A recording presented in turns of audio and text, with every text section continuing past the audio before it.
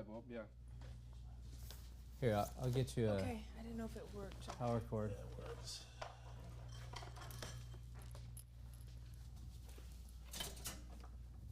All right. If you run this behind the curtain, then you can plug it in. Okay.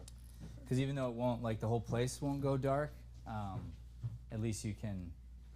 We can symbolically see the light that comes on and goes off. Yeah. Yeah. Perfect.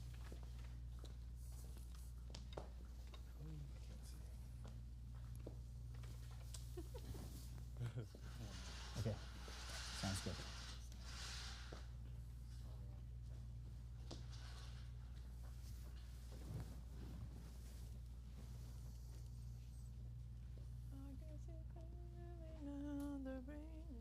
Where's the outlet at? Am I tripping? Let's see. That's out here. Okay. Okay.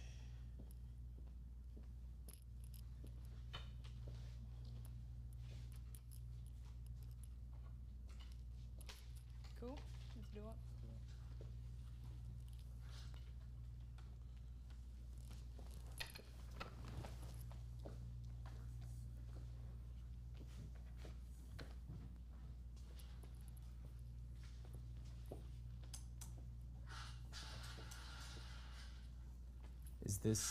Is this chair part of the scene? No, it's not. No. Okay. This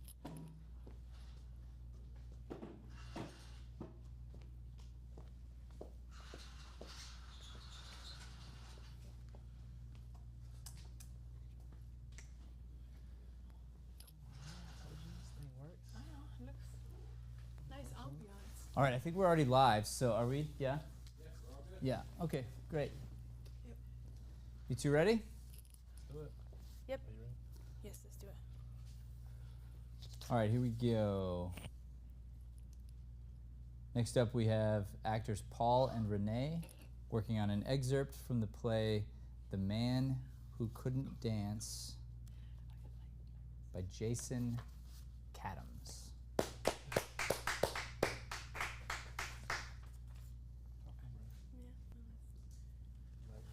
Yeah. Come on. Hey, not too loud.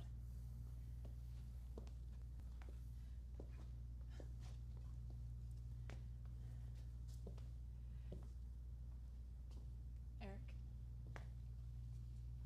Come here. This is Elizabeth. Oh my God. She's really ugly. What? The kid is like a raisin or something. Don't listen to him, Elizabeth. He's jealous. You know, I wanted so much for you to meet her. You know, it's like it would make this whole thing real or something. God. She's a beautiful little raisin, isn't she? Told me behind door number 2. What? I don't know. All night, I haven't been able to shake this feeling. It's like I'm visiting the life I could have had. A baby, a house in Connecticut, a subscription to House and Garden. Oh my God, you are not gonna let me outlive that, are you? Come on, Gail. House and Garden. I put that in the basket in the bathroom for you, you know? I remember how frightened you are of bathrooms without reading material. Don't make me seem like some neurotic old boyfriend, Gail. I don't want to have a discussion like this now, Eric. What kind of discussion is it, and when would you like to get into it? A discussion about us. And never. They're waiting. They're fine on their own. What is that supposed to mean?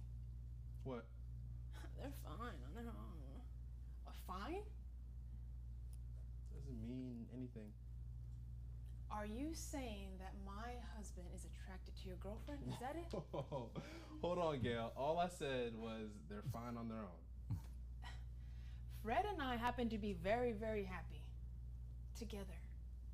He's not interested in some 23-year-old music student and her stupid thesis on Todd Rundgren. You seemed very interested over dinner. Who the hell would do a thesis on Todd Rundgren? Is she gonna hand out t-shirts and loose joints at her orals? She's just a date, Gail. A date. That is not what it sounded like on the phone. She's beautiful and intelligent. Yeah, she don't get hung up on society's rules. These are your words. I think you should grow up. Why? Why should you grow up? Are you asking me why you should grow up? Yes, I'm interested in hearing about it from someone who thinks she has. Because that is what people do.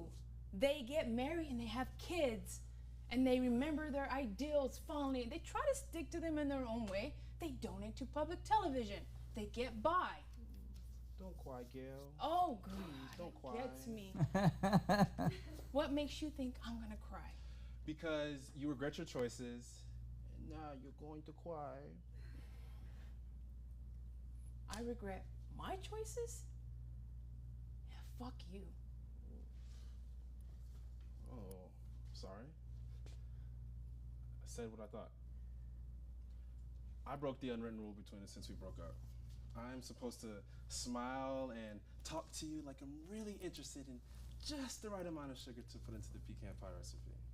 I can't believe you said that about my pie. I like the pie. Thought it had a little too much sugar. I just don't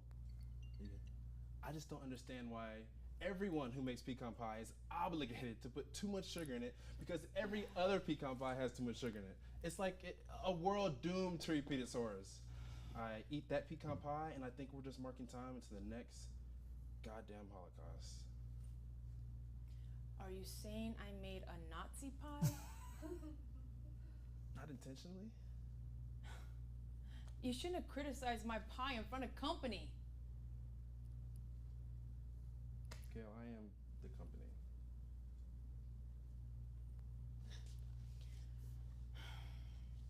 Oh, am I glad that you are not the father of my daughter. I am so happy to not have to worry about her and your inconsistencies, your stubbornness, your uncanny ability to make the most politically and philosophically interesting choices, leaving yourself and your family in a shit heap. Let's just go spend the rest of the night playing Pictionary, all right? This is the 4th time tonight you brought up Pictionary. Are you forcing me to play fucking Pictionary? It's just a game, Eric.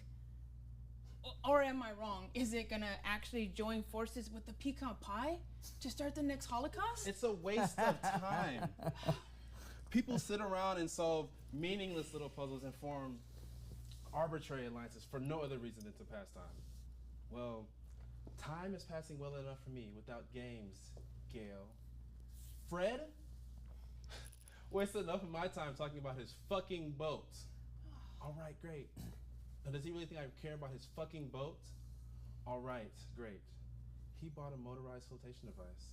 Does he really think I want to go on for hour after hour about it? So good. It's so good to know how you feel about Fred. How do I feel about Fred? I know you never liked him. How can I like him or not like him? I don't know him. I know his boat. I could draw the blueprints for his fucking boat. I don't know him. It's so goddamn easy for you. What? It's so easy for you not to play Pictionary. Oh yeah, you're verbal, funny, and provocative. Do you know how intimidated my husband is by you? Play fucking Pictionary, Gail. Play your heart out. I'll stay here with Elizabeth. You belong with Elizabeth. Purity-wise? Maturity-wise.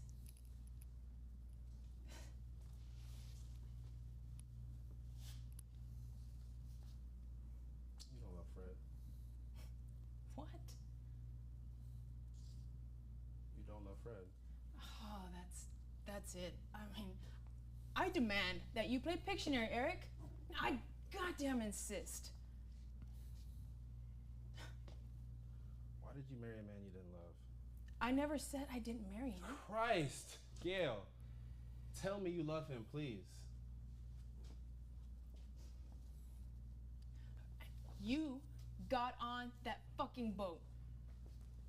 That crucial point, that pinnacle moment, that quintessential turning point of our relationship, and you're on a fucking boat to fucking St. John. It had nothing to do with it. That has everything to do with it. You make it sound like you made some kind of choice between two men. It was. Like it was me or him.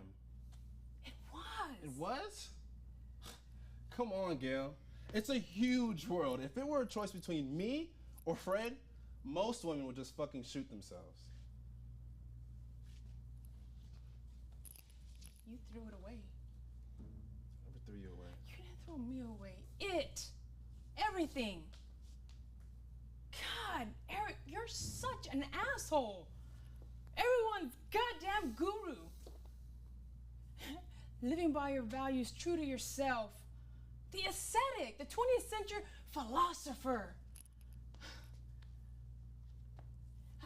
I have a question for you, Eric. A real question. What are you doing working on a farm? I mean, why?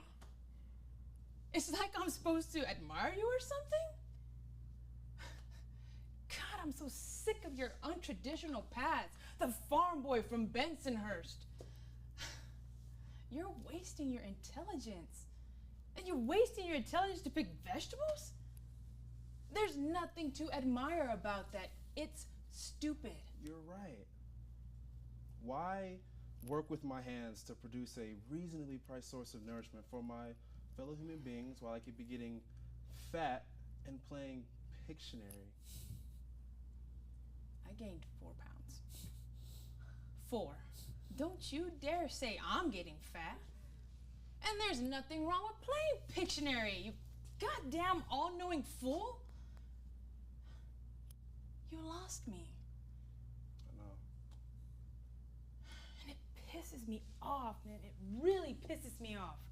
That thing you said about me regretting my choices, you know, at least I made a choice. But you do regret it. I love Fred, Eric. I do love him. I mean, not like I loved you. But we have these things together. This family, this feeling of sureness. I don't consider your need for structure your strongest trait. Look, Eric, I don't think I could have this conversation with you. I mean, I'm sorry things had to happen the way they happened. Let's just go downstairs. Right.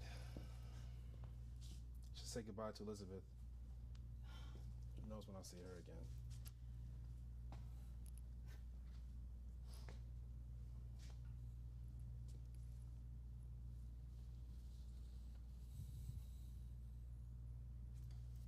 Eric, she's gonna wake up.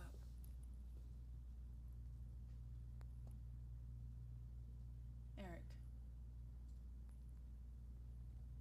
What is it? Eric. What?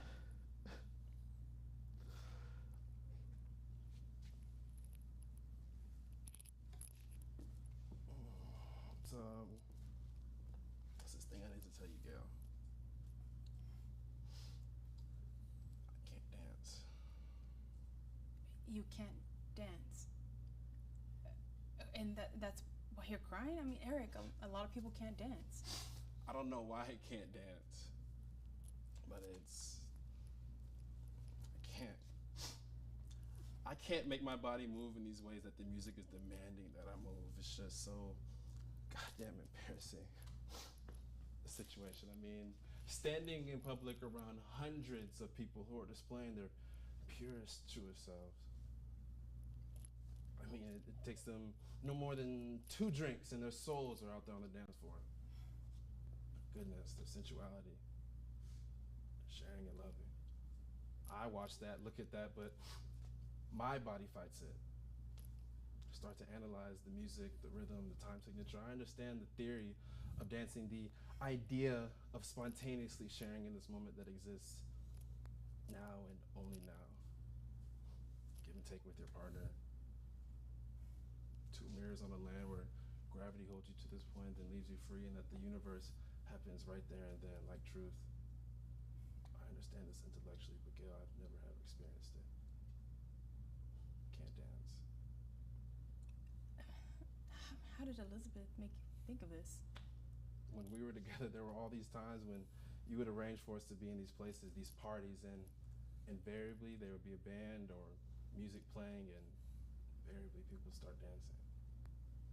Wait, I would arrange this? Like I did this to you? Invariably you would want to dance, Gail, and I would dance with you. I wouldn't dance with you, and I could see the hurt register on your face. I could see the anger build within you. I could see that this just wouldn't do for you. I mean, why didn't you just say, I can't dance? I mean, like, why didn't you just tell me? Because it was the dam holding the water. If I let that out, that one thing, everything would follow. I couldn't dance. I couldn't have a normal talk about the weather with the neighbor without getting into a conversation about God, love, and eternity. I mean, after all, the weather has these huge connotations. I couldn't act correctly in social situations. I couldn't sacrifice truth for a relationship. I couldn't hold you when you needed to be held because I wanted to be stronger. Because I wanted you to be stronger. Because I wanted to be stronger. I couldn't ask you for the warmth of your touch out of need. Couldn't let myself. I would only ask you for your touch out of strength. Out of something that wouldn't become sick and interdependent and symbiotic. I was able to do these things. Gail, I mean, you marrying Fred didn't really say anything to me. It was just like something in this continuum, this cycle. It was this thing that happened in my life. The love of my life got married to another man. Didn't seem permanent. The fact that Elizabeth, the fact that this angel, unbelievable gift isn't mine and will never be mine. This is killing me. Oh my God. Eric. Hey, you're human. I'll never have a daughter, Gail. Yes, you will. I'm 37. I've done nothing but make myself more isolated, unavailable, and unappealing. Believe it or not, it is difficult picking up women with this type of conversation. I work for $4 an hour, Gail. I never earned a college degree. I can't bring myself to work for someone who is not producing something with some kind of goodness. That rules out 98% of job openings, and the other 2% pay approximately $4 an hour. I'm not really going to change. I don't know why this is. People think I make these choices, but you've got to believe me. I have no control. I can't dance. You know, I never thought it was that you couldn't dance. I always thought it was that you wouldn't dance. You know me? I don't think so, Eric. I mean, I don't think I'd be able to let go. Yeah. You're right.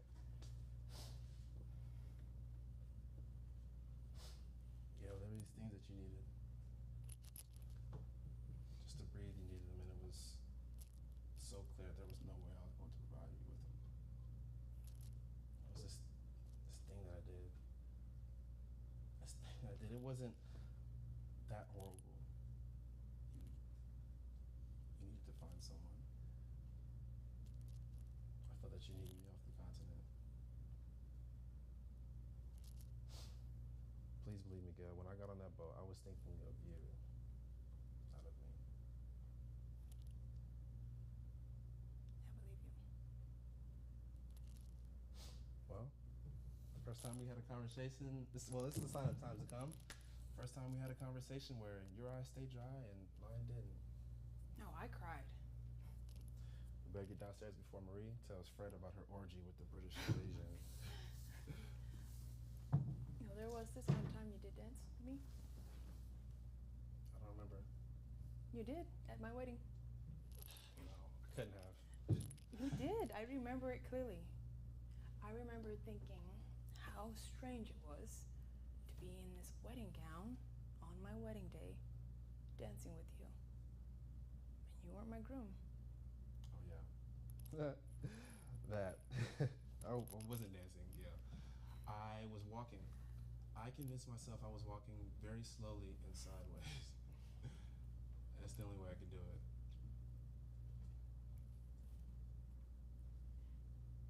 Eric. Maybe Please one day.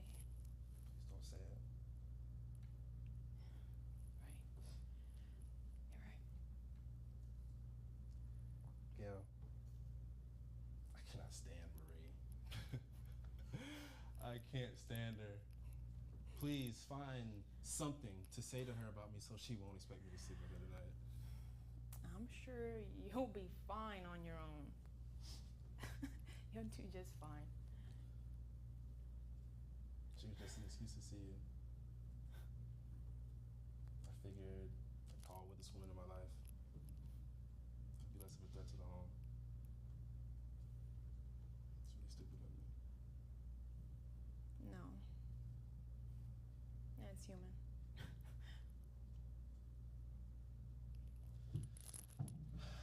Thank you for showing me your daughter. She is absolutely the single greatest thing I've ever looked at in my entire life. Eric. You are Fred Astaire. No, sweetheart. You are I'm Fred Astaire. You're Fred Astaire. Okay? Just move the slightest bit. You have nothing to prove to anyone. Just move a little slowly. The slightest bit. Don't worry. We should go down there. Just a minute. Okay? Just 1 minute.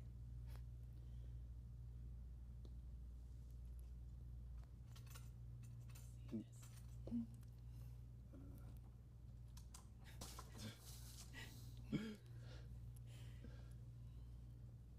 this? All right. Cool.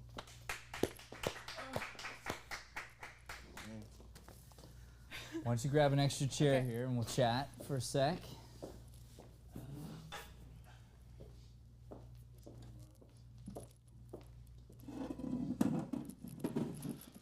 So how'd it feel? Go ahead. Me?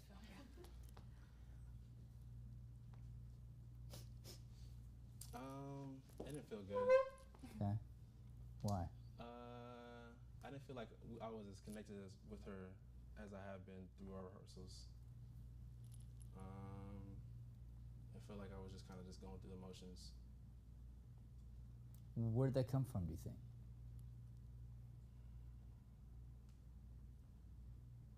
I don't know. Okay. How about you? How are you feeling about it? I'll come back. I felt like maybe our pace was a little off, and we kept trying to find it, and then but maybe we're in ahead about it too much. Okay. But I felt like there were some moments that we were able to have just go, and that was fun. But yeah, I feel like I feel still good about it. Mm-hmm. I still feel good about what we did, but yeah, I think our pacing was just not quite right. So it was okay. The thing I would tell you that I would be disappointed on is the lack of growth I've seen in the last 3 months.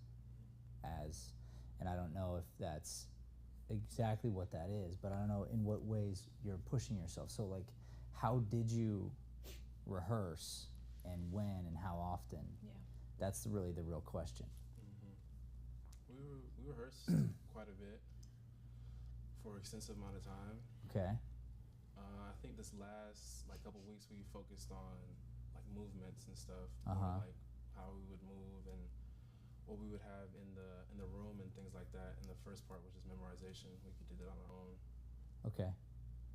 So with the memorization, then that was an issue today.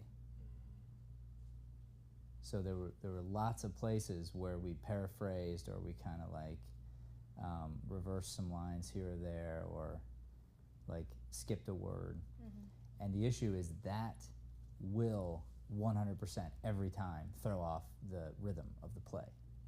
So the pacing cannot be right if you don't get exactly what's on the page.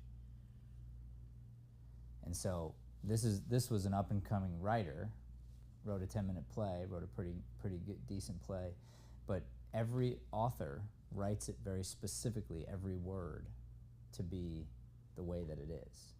Your job is to breathe life into those words, but to change it it's an insult to the writer, but it's always going to throw you off. So if you can't find a moment, or you can't figure out how to say something, then you got to work that through as an actor, and then you have to have a higher level of discipline on yourself. You have to expect more of yourself when it comes to your memorization. So the two of you should be able to face each other and speed through the lines as fast as humanly possible, making no mistakes, and you need someone to help you to be on book, to go, nope, you're off, nope, that's the wrong word, nope, you added this or that or whatever. And then same thing with each other. You have to call each other out on those moments and then be okay to be called out. But that's the first part, I think. So we were meeting, we're working on movement. So how would you rehearse? So let's talk through that a little bit. Like, did you find any discoveries, or? Not really, only because, well, I didn't, because I didn't know how, because sometimes when we have a discussion, I feel like we can have a 10-minute discussion, just us talking. Mm-hmm. I know last time we were, we kept moving our feet, Mm-hmm. you know, and we need to stay still. So I think we're trying to find that balance of when do we stay still, when do we actually have an intentional movement, and why would we move that way? I mean, I don't know. Just trying to think like naturally inside of a nursery when two people are finally having a moment together after 10 years. Yeah. Anything to add?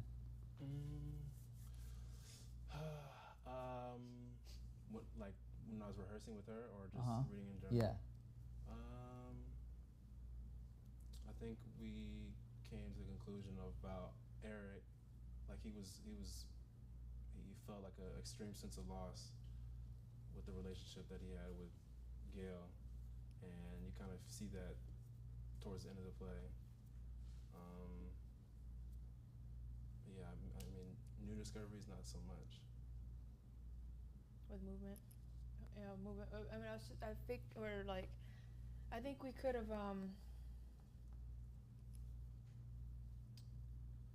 I don't know, just even studied movement in a play, not necessarily our play, but just in general. That might have helped. Yeah, you could have done that. I think so. So half the battle comes from this. It's doing, being honest, try again, experiment, do, try, work, doesn't work, etc. So it's less of the lengthy conversations about theoretical, and it's more about getting on your feet. So I'd like to do some of that with you today. I think we're going to work some movement stuff.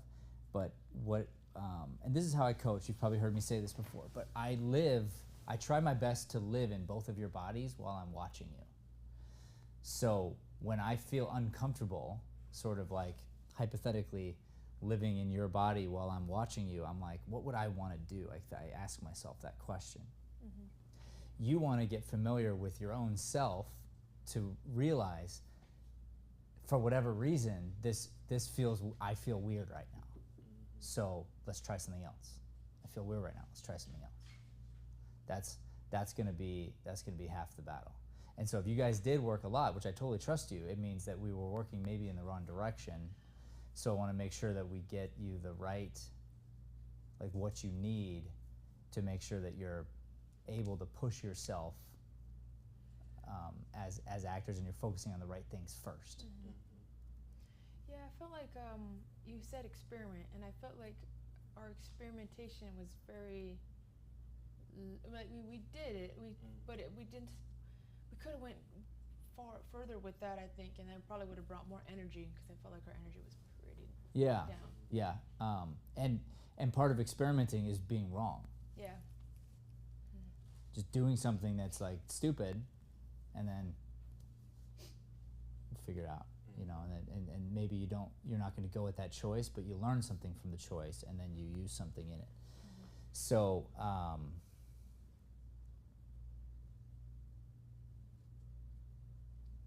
you understand the play more this time around? I feel like we had a lot of discussions about the characters and the situation, for sure. Yeah. And what this play is about. Yeah. Yeah, I think our approach to the characters was much different than last Yeah. time. Yeah, I was feeling that. What's the so what does this all mean? What are we supposed to take away?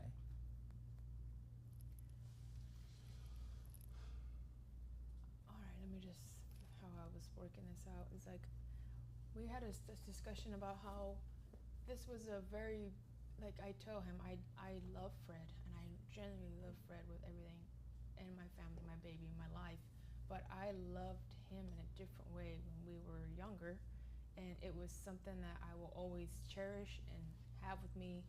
We just can't go back to that. We know that it was something great. It was a different, because I was talking about when you're younger and you're in love, sometimes those, you think it's like some fairy tale love, or it's huge and it's big, or it's something really great, and it probably crushes you the most when you have a breakup, like your first one. And then this one is a new life. You mature, you find priorities, and that's where I'm at in my life, and we can't go back to what it used to be, and we just have to be at peace with that and know that we can still. But she's not at peace with it. She does bring up that maybe one day. If she was at peace with it, she wouldn't invite him over. It's if I were Fred, he wouldn't be allowed in my house. You know, and that's, you know, from a security standpoint, but like, I should have a marriage where she doesn't want to hang out with her ex-boyfriend. You know, there's something wrong there. I'm not doing my job as a husband if she feels the need to hang out with her ex-boyfriend. There's a problem. Okay, so there's something with her that's still hanging on to this as well.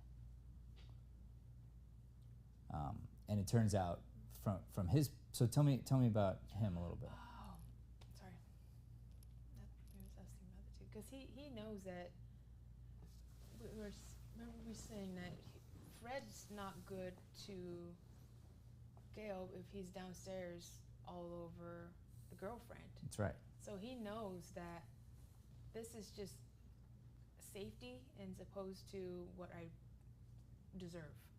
Right. What he thinks I deserve. And probably what you really deserve. Yeah. Seriously, if that dude's hitting on his girlfriend and doesn't, and if he's not pissed that you're upstairs with your ex-boyfriend, there's a problem. Yeah. He doesn't love you the way he should. Yeah. Okay, Yep. so that is a problem. It doesn't mean that you should, you know, cheat or whatever else, but it means that the marriage needs to be fixed because it's so broken. And yeah, you married for convenience, and he left trying to give you what he thought you wanted, and this and that. But so tell me about him a little bit. About his personality? Yeah, and like who he is and stuff. Yeah, I think he's overthinker. He's afraid to kind of show his emotions. He has these deep emotions that he has for Gail and different things, but sometimes he overthinks and gets in his head, gets in front of his way. I think as far as his relationship with Gail goes, obviously he loves her still. I think he feels that he missed out on an opportunity, that he messed up leaving, but he felt like in the moment that was the right thing to do. Obviously he's coming back and he wants to, I guess, guess maybe test the waters, see where her mind is at with the whole thing, and go from there. I don't know. Yeah, and probably he knows. Like I don't know. I don't get the feeling like he's trying to move in on the marriage. Yeah. I don't get that feeling from him. I think but he's still in love with her and he likes being near her or whatever. But there's this, to me, there's this sense of he knows he lost it, but maybe he's here to see the baby. It's closure. It's to help close the door, to help stay away, to help stop thinking about her. Hopefully, I think that might be his why for being here. Because mainly I get that from the one line where she starts to say something like, "Well, maybe," and he's like, "Don't even say it."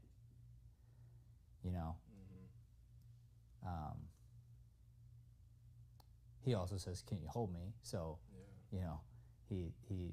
he wants her comfort. So what about the metaphor of the man who couldn't dance? I think He's got those long monologues, right? And he's telling us something there. Yeah, I think you're supposed to live in the moment. Like, you're supposed to feel the feelings genuinely and then act on those feelings accordingly. And I think he missed out on an opportunity to do that with Gail. He knew he loved her, but he felt like he needed to go away and go farming or do whatever. Yeah, but what is it? How does he describe dancing? Because that's the center of the play. It's the title. Takes two people. Yeah. How does he describe it? It's a real connection, passionate or genuine, sensual, sharing and loving. Yeah, that's how you describe it. How does he describe it? The two mirrors. Give and take with your partner. He says, I couldn't do it. What did he say before that? Are you talking about the two mirrors? No, I'm talking about when he first talks about dancing.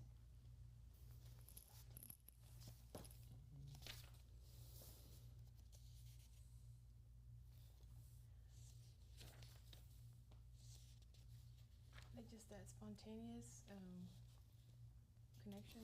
I can't make my body move in these ways that the music is demanding that I move. It's just so goddamn embarrassing, the situation. I mean, standing in public around hundreds of people who are displaying their purest, truest selves. For them, you don't say that, but I mean, it takes them no more than 2 drinks and their souls are out there on the dance floor. Their goodness, their sensuality, their sharing. I understand the theory. So there's this idea of, I think it's less about the loving and all that kind of stuff. It's the giving over of oneself to something that you're out of control of, and to be judged by others, to be looked upon by others. He's saying here, he's trying to stay in control. He's not willing to sacrifice in that. It's a sacrifice. To go out on the dance floor and really just go at it when you can't dance, it could lift up the whole room, but it's possibly embarrassing. It's a risk, right? And then he says the same thing when he compares it to the touching and the accepting of a kiss and a hug, and like he's having this really hard time with letting other people love him. For him, it was a defense mechanism to be strong. He wasn't able to be vulnerable. Am I striking a chord? Mm-hmm.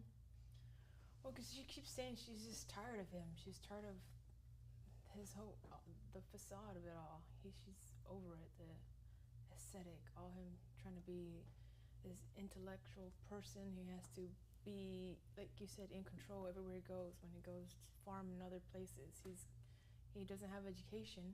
but he's still gonna be out there being the guy that they go to be a farmer. You know what I mean? Like he has to show people that he is smart and Well, and like knowledgeable to the nth degree, he's not willing to give in to the masses. He's not willing to give in to the crowd. Just because everyone else is dancing doesn't mean I'm going to dance. Just because everyone else went to college doesn't mean I'm going to go to college. Like, I'm not doing it for other people. You know, I don't have no one to prove it to or whatever. But he missed the idea of giving of oneself to someone else. Or he didn't feel he was capable of doing that. Saw it, understood it, and had this moment where he's like, I know I'm not going to change, or I don't think I'm going to change, and I want her to have that. It's clear she wants it. But you said something about you wanting her to be strong, right? What's that line? I wanted you to be stronger. I couldn't hold you when you need to be held because I wanted you to be stronger. Yeah. She's crying, she's hurt, she needs something for some reason. She got yelled at work, or she lost her job, or whatever, and you couldn't hold her. Because in your mind, you thought almost like, this is what's best for you, because I want you to be stronger. And then I couldn't allow you to hold me because I needed to be stronger. The only time I could hold you was if it was adding to strength, right? There was like this weird, like that's kind of the essence of this dancing for him, is all about vulnerability. Yeah. And then he shows his vulnerability, and it comes out through the baby. Which makes sense. Babies are the most innocent, pure form of life, and to experience a baby, it's hard not to be somewhat emotional about it, and to feel something toward the person that's,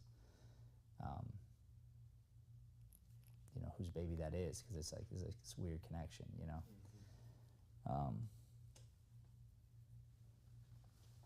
Okay, cool. So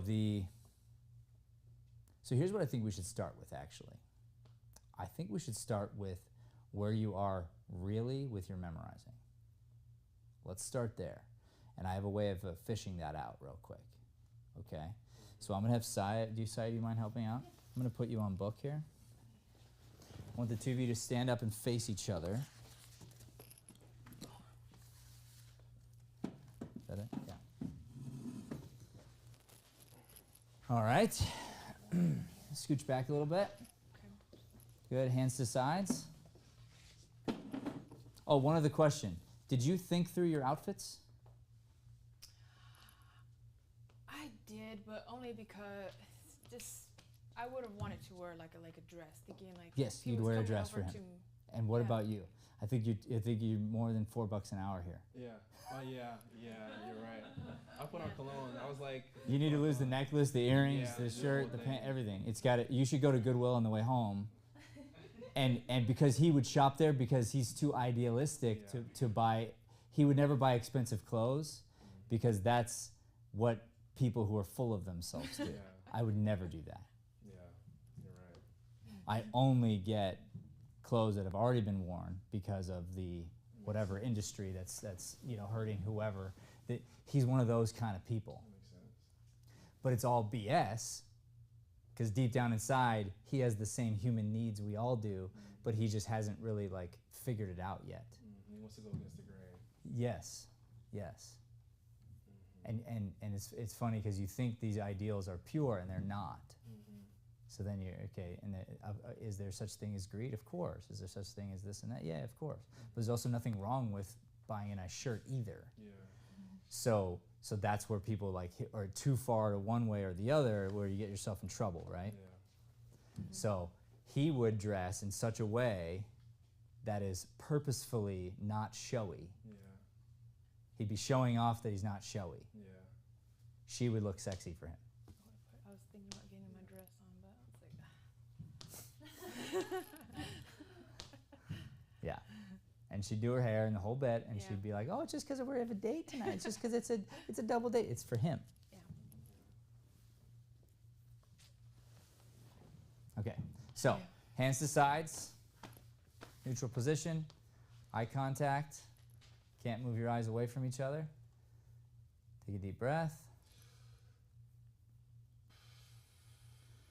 Say your lines as fast as humanly possible, back and forth. If they make one little mistake, stop them and tell them what it is. Go ahead. Not too loud. Eric, this is Start over. Go ahead. Not too loud. Eric, this is Elizabeth. Oh my God, she's really ugly. What? The kid's like a raisin or something. Don't listen to him, Elizabeth. He's just jealous. He's jealous. Don't listen to him, Elizabeth. He's jealous. Good. Start over. Not too loud. Eric, this is Elizabeth. Oh my God, she's really ugly. What? The kid is like a raisin or something. Don't listen to him, Elizabeth. He's jealous. I wanted so much for you to meet her. It's like, I've been wanting so much. Oh wait, that's what you said, sorry. okay, I've been wanting so much for you to meet her. It's like it would make this whole thing real or something. God, she's a beautiful little raisin, isn't she? It's what was behind door number 2. What? Start over. It's what was behind door number 2.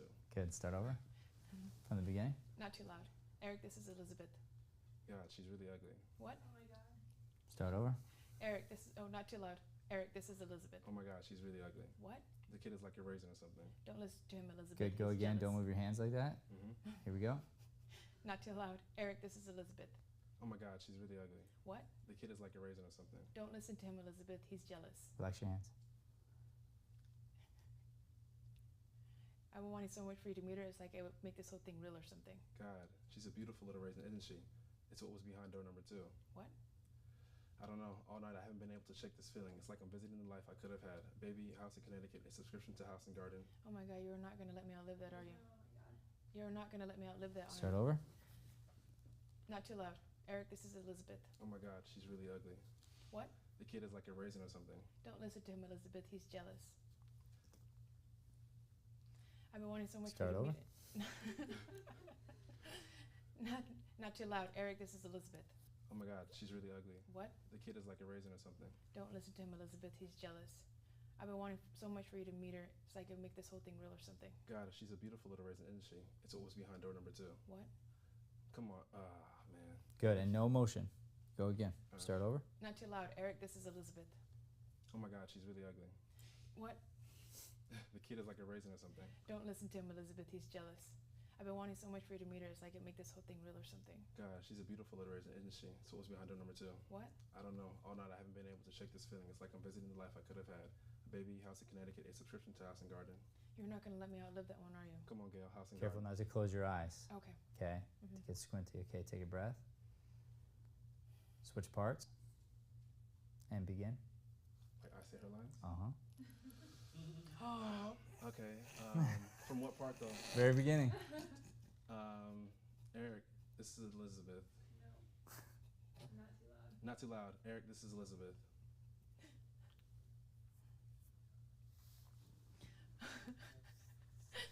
Okay. Oh my God. She's really ugly. What? She's like a. The kid is like a raisin. The kid is like a raisin or something. Oof. Don't listen. Don't listen to him, Elizabeth. I've been wanting so much for you to meet her. It's like it'd make the whole thing real or something. It was what's behind door number 2. What? God, she's a beautiful little raisin. Gosh, she's a beautiful little raisin, isn't she? It was Good. Now switch back and listen with the intention of understanding that I'm going to make you switch back again. Now really listen to each other's lines and use that as your cheat sheet because I'm about to switch you again. Go back to your original parts. Take a deep breath. Go quick. Not too loud. Eric, this is Elizabeth. Oh my God, she's really ugly. What? The kid is like a raisin or Start something. over. Not too loud. Eric, this is Elizabeth. Oh my God, she's really ugly. What? The kid is like a raisin or something. Don't listen to him, Elizabeth. He's jealous. I've been wanting so much for you to meet Start her. over. Okay. This is fun, actually. Okay. Not too loud. Eric, this is Elizabeth. Oh my God, she's really ugly. What? The kid is like a raisin or something. Don't listen to him, Elizabeth. He's jealous. I've been wanting so much for you to meet her. It's like it would make this whole thing real or something. God, she's a beautiful little raisin, isn't she? It's what was behind door number 2. What? I don't know. All night I haven't been able to shake this feeling. It's like I'm visiting the life I could have had. A baby, house in Connecticut, a subscription to House and Garden. You're not going to let me outlive that one, are you? You won't let me. You won't let me outlive that one. And what's interesting is you close your eyes. Yeah. Okay, I can notice But you close your eyes and miss the line. that. So that what that, and you should start noticing in your own body, I'm having these moments where I'm trying to fight for the line. If you do that, no problem, but be aware of it, and then that way you can be honest with yourself of like, you know what, I don't know this as well as I think I do. So here we are doing it in this way, which exposes where we're weak. Then you want to think to yourself, if I don't know it to this nth degree, how am I then going to do it when I'm emotional, when I'm adding movement and everything else, which just makes it harder. Okay, so here we go. Take another breath. Go again. Not too loud. Eric, this is Elizabeth. Oh my God, she's really ugly. What? The kid is like a raisin or something. Don't listen to him, Elizabeth. He's jealous. I've been wanting so much for you to meet her so I can make this whole thing real or something. Good. Start over. That's a stop point for you that we want to make sure we get over. Can I say something I noticed too? Yes. You always pause when there's a stage direction. Oh, yeah. So what that means is that you memorized it a certain way, and you have to Yeah. undo that. Okay. So you need to start. So both of you should do is write out all of your lines, type them out, no punctuation, without the other person's lines, as like it's one long monologue, and start memorizing that way. Then you'll start filling in their lines on the in between, and then when their lines come in, it makes it so easy. But you just memorize your thing, like top to bottom. Okay, it's way harder, but then you know it so well. Yeah. Okay, and when you've rehearsed enough times and you're really listening to each other, you'll know their lines. You'll know them. It's like I can't not know your lines because I've heard it 1,000 times. But if I've heard it 1,000 times and I've kind of zoned out, then I don't know them actually, right? And so sometimes like, you don't realize you're zoning out, but you're maybe thinking about your next line, or you're thinking about how you're going to do the next thing, and you're not really present. Okay, switch back, switch roles. Not too loud. Eric, this is Elizabeth. Oh my gosh, she's a beautiful little raisin, isn't she? Oh wait, no. Oh my gosh, she's really ugly. Start over. Not too loud. Eric, this is Elizabeth. Oh my gosh, she's really ugly. What? It's like she. The kid is like a The raisin. kid Good, is like start a over. raisin or something. Okay. Not too loud. Eric, this is Elizabeth. Oh my gosh, she's ugly. What? Okay, go ahead. Go ahead. What part? What? From the Beginning. Okay. Not too loud. Eric, this is Elizabeth. Oh my gosh, she's really ugly. What? The kid is like a raisin or something. Don't listen to him, Elizabeth. I've been wanting so much for you to meet her. He's jealous. Don't listen to him, Elizabeth. He's jealous. And then not Okay. Not too loud. Eric, this is Elizabeth. Oh my gosh, she's really ugly. What? She's like a. The kid is like a raisin or something. Good, switch back. Yeah. Not too loud. Eric, this is Elizabeth. Oh my God, she's really ugly. What? The kid is like a raisin or something. Don't listen to him, Elizabeth. He's jealous. I've been wanting so much for you to meet. Good. So now do just that part, and do them together, Okay. and repeat. Don't listen to him, Elizabeth. He's jealous. It's like I've been wanting so much for you to meet. Okay. Don't listen to him. Don't listen to him, Elizabeth. He's jealous. I've been wanting so much for you to meet her. It's Again. like I make this whole. Don't listen to him, Elizabeth. He's jealous. I've been wanting so much for you to meet her. It's like I make this whole thing real or something. Again. Don't listen to him, Elizabeth. He's jealous. I've been wanting so much for you to meet her. It's like I make this whole thing real or something. Again. Don't listen to him, Elizabeth. He's jealous. I've been wanting so much for you to meet her. It's like it would make this whole thing real or something. Again. Don't listen to him, Elizabeth. He's jealous. I've been wanting so much for you to meet her. It's like it'd make this whole thing real or something. Good. Switch parts. Go from the beginning.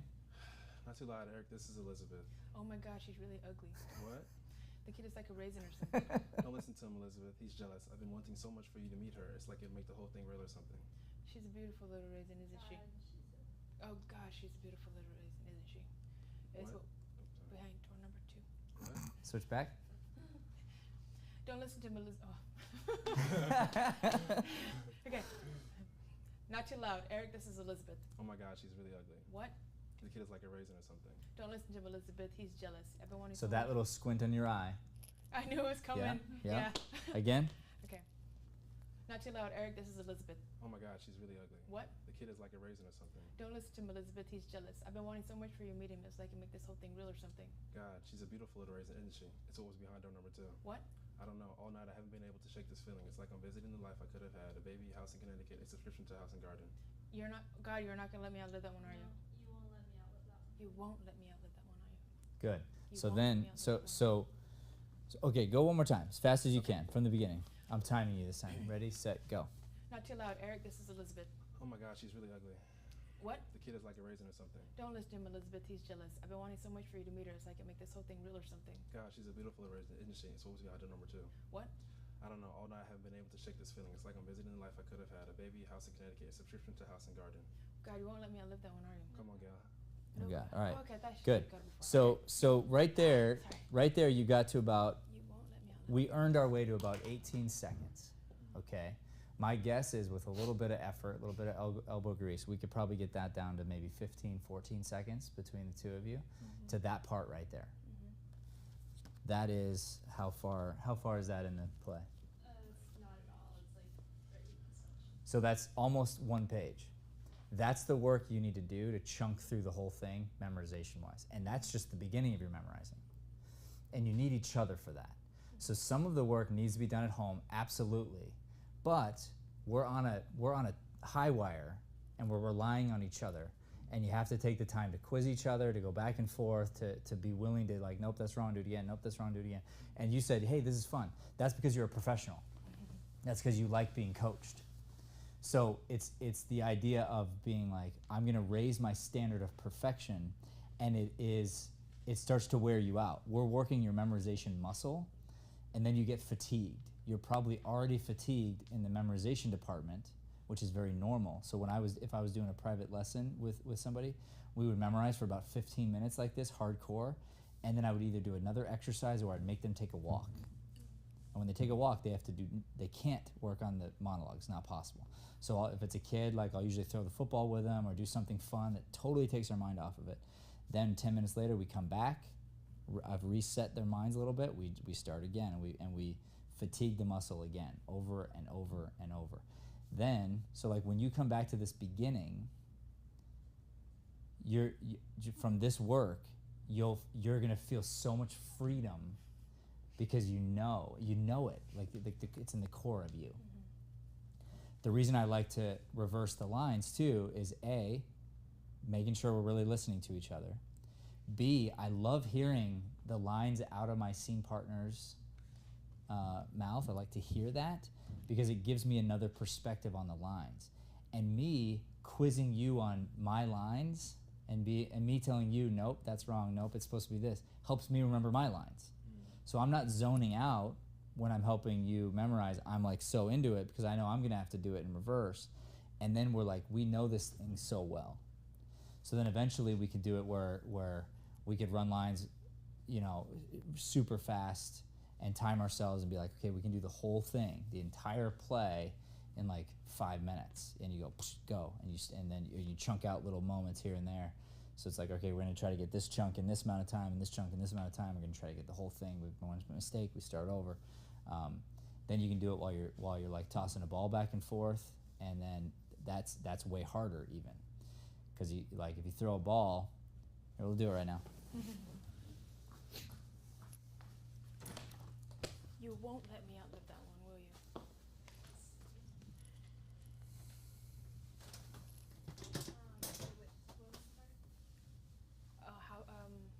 Subscription to house and garden. You won't let me outlive that one, will you? Yeah, you won't let me outlive that one, will you? What the heck? Come on, Dale, house and garden. I put that in the bathroom for you, Remember how friendly Oh, there they are. your bathroom's out there.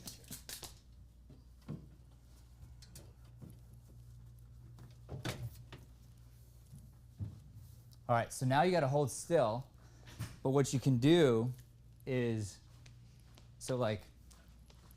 do your lines with her, and I'll toss the ball. Okay. Okay, go ahead. Not too loud. Eric, this is Elizabeth. Oh my God, she's really ugly. Start over. Not too loud. Eric, this is Elizabeth. Oh my God, she's really ugly. What? The kid is like a raisin or something. Don't listen to him, Elizabeth. He's So jealous. what you could do, you play with each other. So now I've made your mind go like this, like I have to do this and say my line. So I'm thinking about one thing and saying another, which is what we're doing. So the character is always going to be thinking of something, and that thought is usually not exactly what they're saying out loud. So you have to train yourself, like I can think one thing and say the other, but a lot of times if we're not where we need to be, I'm thinking about the line still. So it doesn't enable me to think what I need to think to feel what I need to feel. Yeah. Okay?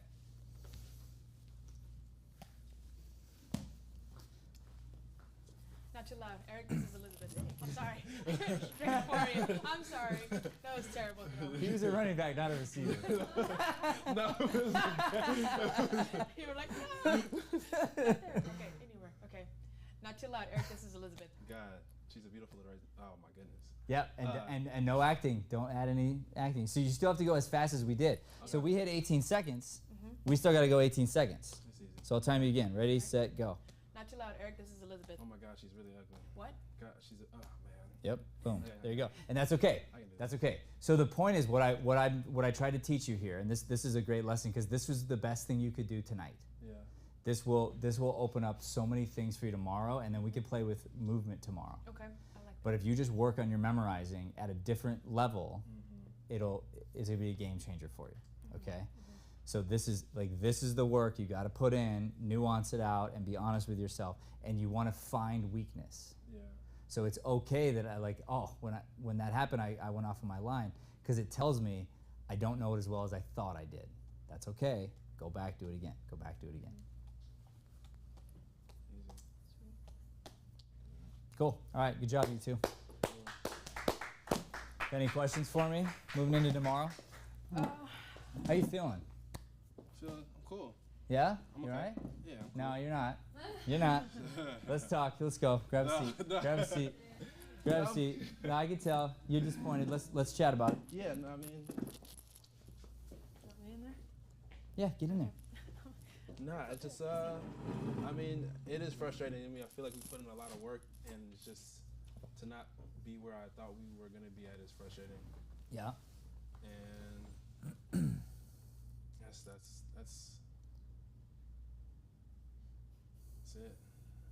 That's what it is. It's just frustration. Mm-hmm. I feel like we've done so much better than what we did today. Okay, but maybe you didn't. Maybe we didn't. Maybe that's a better realization, you know, because if you're telling yourself, oh, we did so much better in rehearsal, my guess is that's probably not true. You just thought you were doing better, but if this is where you are memorization-wise, there's no way. Yeah.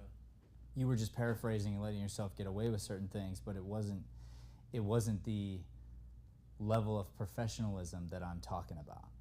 So here's the deal. You went up and it was good. It was fine. It was better than last time I saw you. So it was what would see at most community theaters. That's not our standard. So my thought was, if you put in the work, which I believe you did, then the question is, how were you working, and were you building on a strong foundation? It turns out you weren't. So there's no point in doing movement if we don't have memorization. There's no point in adding whatever else you add if we don't have memorization. And if you haven't put two and two together, that memorization has to be precise and exact and perfect. It has to be. And it has to be monotone, has to be no emotion attached, and then you add in all these other things that do something with it. So, I mean, there's no greater gift than to teach someone how to fish.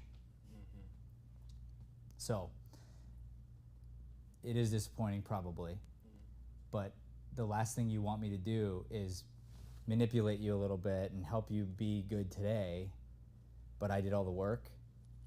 And then be like, that was awesome, and you feel good, but you actually didn't take anything that you can go and do something with, right? So for instance, we worked a lot on this. We want to ask ourselves how much time was spent on memorization together and at this type of level, even apart, how much was spent at this kind of like level, standard of perfection, where I begged a friend of mine or a family member, will you please call me out when I mess up? And I'm talking about, if I miss the word the, you got to tell me so I can do it again. I felt like I was doing a lot of memorization work at home. I feel like that's why I'm. Did you have someone quizzing you? Yeah, I did the ball thing. Okay. With my mom. Okay. And like I would mess up, but I felt like. So your mom was catching the ball? I was throwing it up in the air. Oh, I see. Okay. And So she would stop you if it wasn't she would perfect? stop me if I wasn't good. Okay. So I try to get like commas and periods and dots and stuff, etceteras and stuff. I mean, I'd mess up, but I feel like the majority of the time I was memorizing, it was okay. Okay. So then here's the next step for you then. Needs to be to recognize that my scene partner is not there. And if that's the case, you got to be honest, and then you have to be willing to donate your time and help her get there or whatever. Because it doesn't help if you're memorizing she's not perfectly, right? So I don't know, were you doing that at home? Did you have someone like quizzing you and all that kind of stuff? No. You're right. So if she gets off for a second and then you get off for a second, and then if you guys let each other get away with little things, because if you go back and watch your tape, there were plenty of times where you were paraphrasing. Okay. And it wasn't word for word. Okay. So that being said, however well you think you know it, it wasn't enough that when game time came, it was just a given. Okay. And so we take that, great, and then in what other ways are you progressing forward as an actor? Are you doing that? I am. What are you doing? Trying to listen more. I'm trying to be more natural, saying things how I would say them in real life. Good. Do you have a monologue going? Outside of class. Yeah. Yeah, I do. Good. Good. Yeah. A new one? Something new you're working on? Not necessarily new. Just Okay. So memorizing, that's part of the job. So you should always be working on a new monologue. Always be putting something new into the repertoire. Yeah. Always be reading new plays. Finding plays, digging deep into them, trying to understand like the craft deeper. Yeah. But if you wanted to add weight, you do what you have to do, and then you do what other people aren't willing to do. Okay. So what you have to do is prep for the class. Mm-hmm. What most people aren't willing to do is sit down for extra hours or be honest with my scene partner and say, hey, we're memorized, but we're not where we need to be. Mm-hmm. And let's just say you had a new scene partner Mm-hmm. and a future date, either of you. And they're like, yeah, I'm ready. And you go to rehearse and you're like, you're not ready. And they're like, I know it well enough. You're like, not for this class. You don't understand. Mm-hmm. We don't know it well enough. We gotta work on it. And that's an uncomfortable conversation to have with somebody. That's what you gotta do. You gotta be willing to do that. So that'd be one area of growth. And then the other one is you have to memorize for the scene, but then you should be memorizing additional. If you want to work on your memorization skills, you memorize commercials, you memorize monologues, you memorize things, you perform them, you put them on tape, you watch them back, you critique yourself like game tape, and then you get better and you progressively get better. Mm-hmm. Yeah, so that's where when you're looking at your own progress, and as part of the like in the book that I wrote, there's the progression that you write down, and you only assign success to the work and the right work, and then doing it in a certain way that you know is progressing you in the direction you want to go, essentially. Makes sense.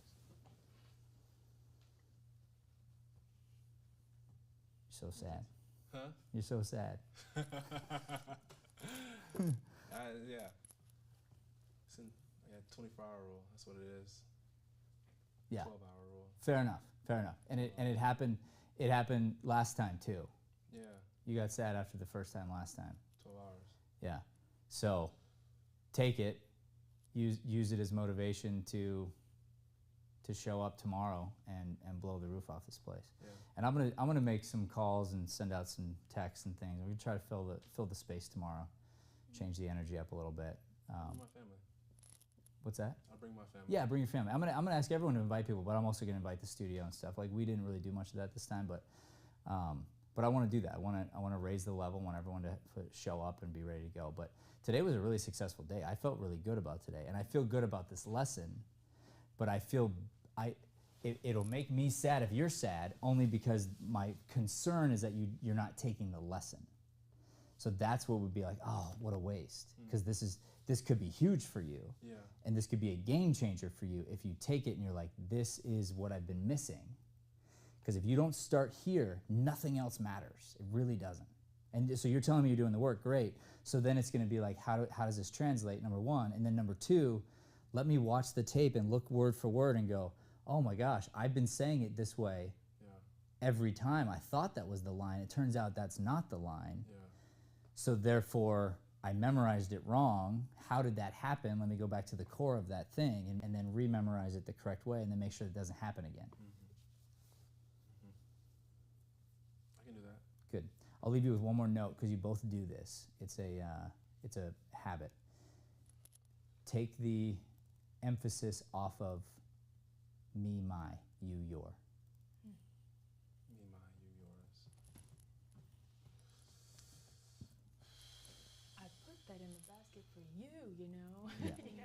Yeah. But hers are italicized. Oh, some of them are. So But they're not necessarily meant to. They're just meant with. They're important for a reason, right? yes, and even if that's the case, fine. But then we have to listen to it and we have to be honest with ourselves. Is this the intention of what the author is trying to say? Mm-hmm. So there's one specifically, I think, that you have. I don't have your play. Here it is. Do you remember like some of the me, my? I remember a lot of her me, my, her What about me's. yours? My me's? Oh, I don't know why I couldn't dance. I don't know why Okay, good. So what's the most important thing there? I couldn't dance. Dance. Dance. Yeah, and couldn't dance, right? Yeah, Uh, I couldn't sacrifice. Don't make me into some sort of neurotic old boyfriend. Don't make me. Shouldn't be. Don't stress me. Okay. Don't make me into some neurotic old boyfriend, Gail. So it's neurotic old boyfriend is what's important. If you say, don't make me into some, it's weird. It's Okay. like it sounds weird. So 99% of the time, you don't stress it. Now, when it's italicized, we have to pay attention and we have to find our way around it.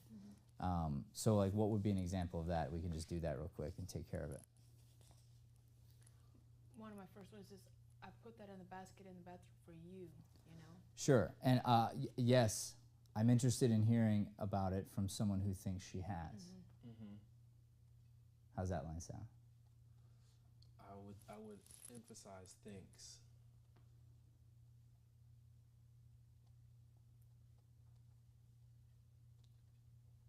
Yeah. And Has maybe. Thinks she has. thinks she has. Yeah. But also you have to emphasize something in the beginning, but it won't be I'm. Yes, I'm interested in hearing about it. It's probably that. Okay. It's like, what can I say to be sarcastic is sort of the way it works. Yeah. But listen back, you'll hear that you stress me and my and you and your, and it sounds weird. That's fair. So when you watch your game tape, find it. So the first one, it was the house and garden. Hers or mine?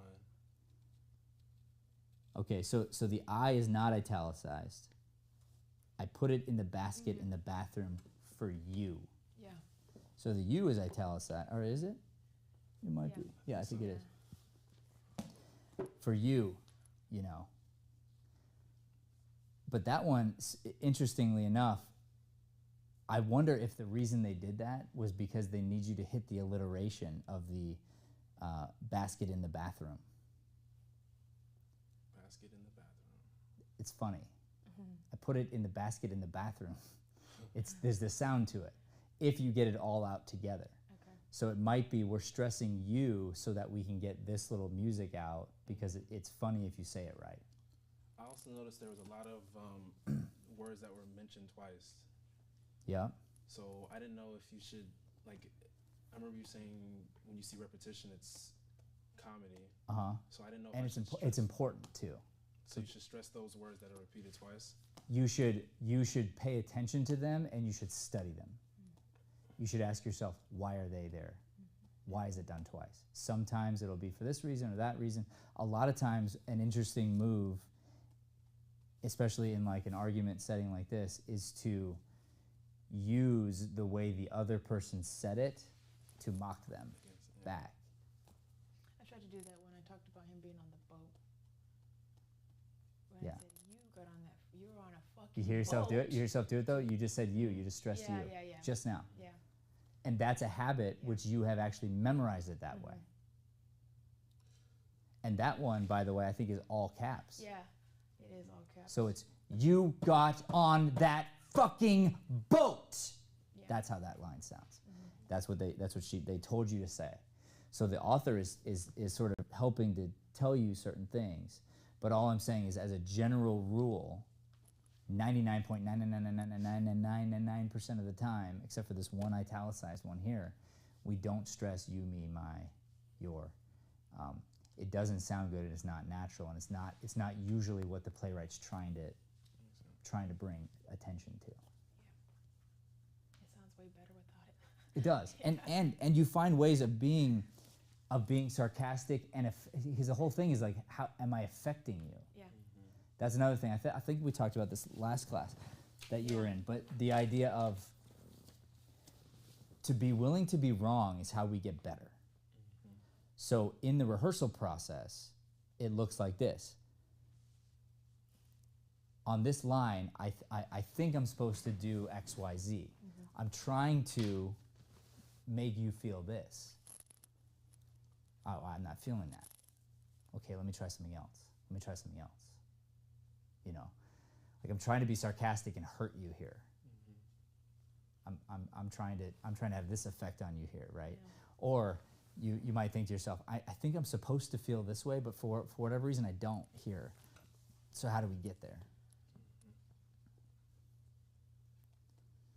Yeah, we got the first part. We talked about, I think this is what my intention is here, and this is why we're saying this, but we didn't get to the part of, well, I'm not feeling that and why. So yeah, we must maybe. Are you gonna have time to work on this tonight together? A little bit, I think maybe? at least over the phone or somehow, or somehow. I mean, I'd be willing to do that for sure. But Okay. Because then this is the other thing then would be if there's a chance to get together, whether it be tonight or tomorrow morning, like over breakfast or something, you also need to build chemistry, and you have to build the touching boundaries and things like that. But you need to build the love. Yeah. You have to work on it. So it means you have to have like improvised dates. So we set up a thing and we're like, okay, so this was our first date, and like whatever, let's improvise it. And then you try it, and it's like, well, let's try it again. And then finally it's like you spark a memory, and it's like, that was awesome. Okay, great. This is anniversary on this or this, and then you improvise it, and you create this like history with each other. And then you can then maybe create the breakup moment or create some of the conversations or whatever. So you start to really build, because the two of you need to have chemistry, you need to have history. There's got to, like, we have to have that feeling. Yeah. I don't know if you've done this before, but I know I keep saying we're going to end, but let me give you one more little thing here. Can you guys face off to each other real quick?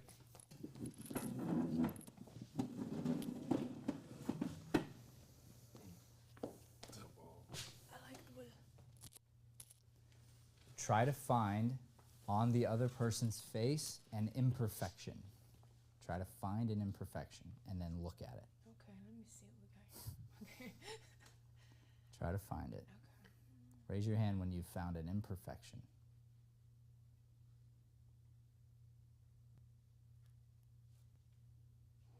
Sorry. That was fast.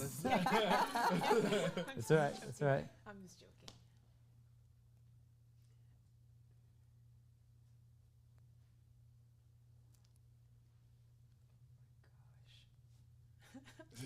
Okay, good.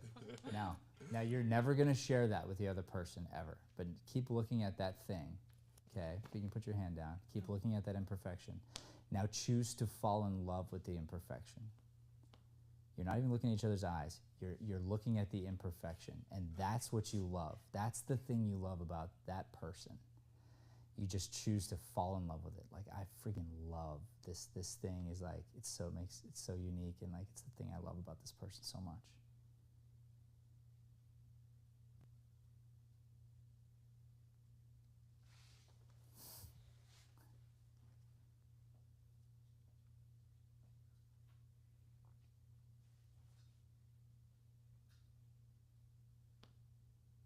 Now make eye contact, and then whenever you want to, you just sneak a peek at that imperfection, and it makes you feel all the giddies. And improvise a first date. Go ahead.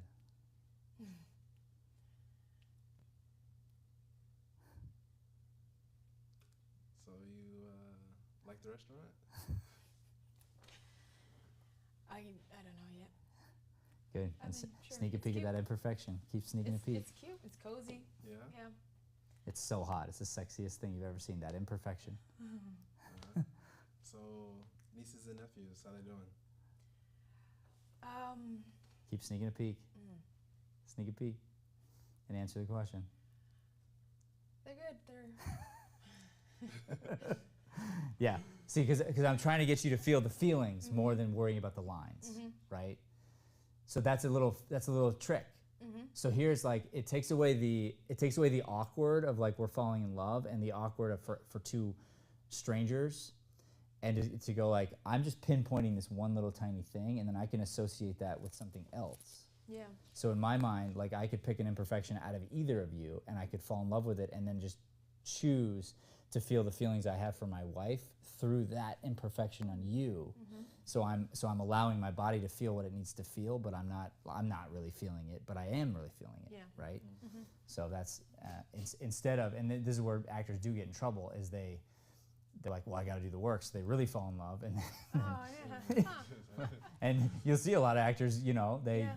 get together after a movie and then they break up or they lose their marriage after a movie because they really fell in love with this other person for a moment, and it ruins things. But this is a trick of how to look in love, feel in love, but not cross those boundaries. All right, good. All right, get to work. Good job. Wait a minute. What's up, bro? What's up?